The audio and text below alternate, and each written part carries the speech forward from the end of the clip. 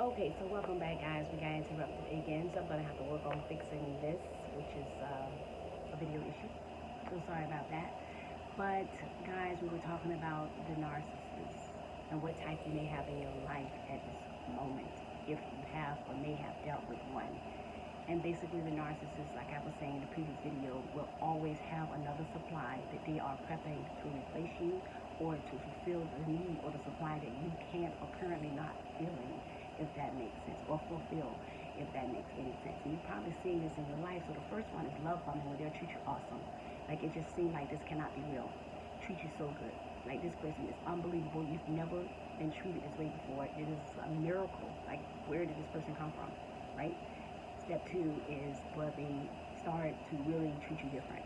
You know something's wrong, but you don't know what it is. And it's gaslighting, like literally trying to make you feel like you're out of your mind, saying something isn't so to try to challenge if you remember something or not.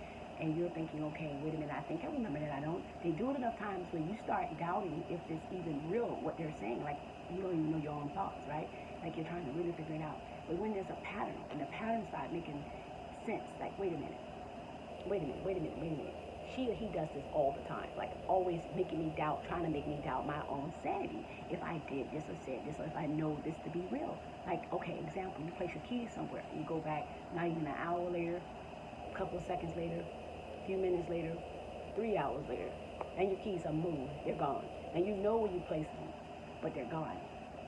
And poof, suddenly this individual that you're with will tell you, well, it'll show up. It's got to be around somewhere. And your keys not only show up, but they show up in another location.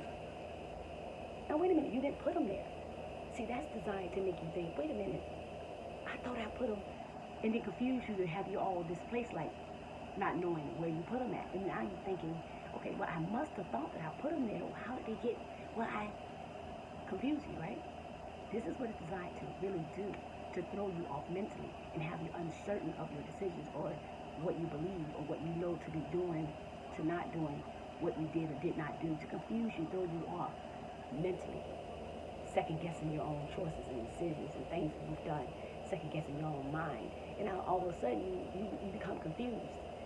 And this is dangerous because this person can throw off your mental state doing this over time if you don't catch it.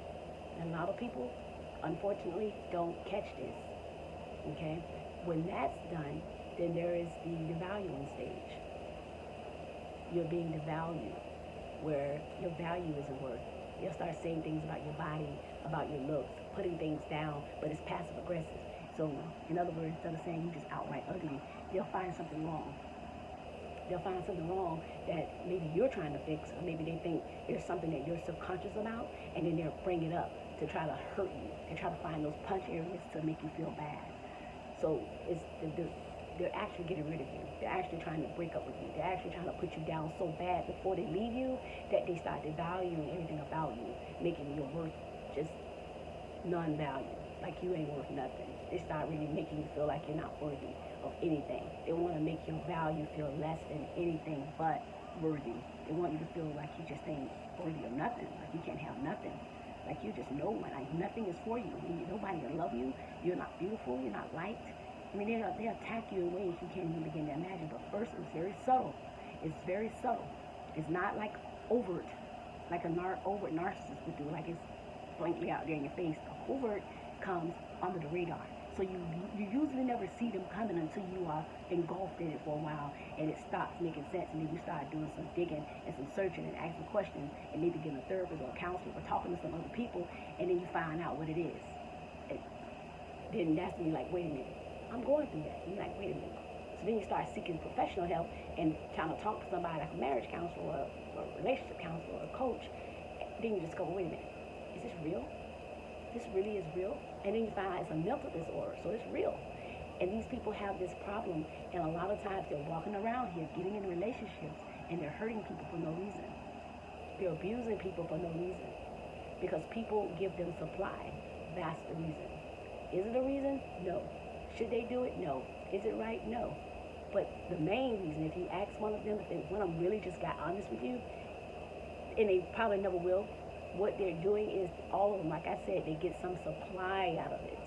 they're getting something out of it. All of them getting something different. That's why they'll have another one lined up when you stop fulfilling a certain need, or you not fulfilling a need currently while in the relationship with you. They'll start looking for someone else to go along with the dynamics of that relationship. They won't, in other words, they won't leave you, but they'll have someone else fulfilling things that you're not doing.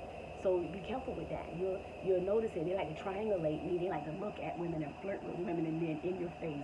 They like to use other people to make you jealous. They like to get under your skin to see if they can bother you with other people that they showing interest in, and treat you a certain way and treat them another way, or get y'all angry in some kind of way. They don't outright do it. They sneaky, underhanded and do it. In other words, they'll befriend a woman or a man that may not like you, and then have this person, they don't even told this person some things about you, and have this person not liking you and want to attack you while they're on the sideline throwing salt on your name and causing drama under the scene. You don't know that they're doing it until this person will confront you and maybe accidentally tell you, well, your so-and-so said this. Now, rarely do that happen because it's usually called flying monkeys. Once they start, I call it the minions. Once they get their little group of minions and flying monkeys, if you will, behind them and believing what they want, they're going to believe anything these people say. Anything the narcissist says about you, the flying monkeys and the minions are going to believe. So at this point now, you have no allies. You have no one to support you other than your family and friends if you got that. There's a lot of people who don't have that. So the narcissist finds those that are weak, finds those that are vulnerable, and get in fast relationships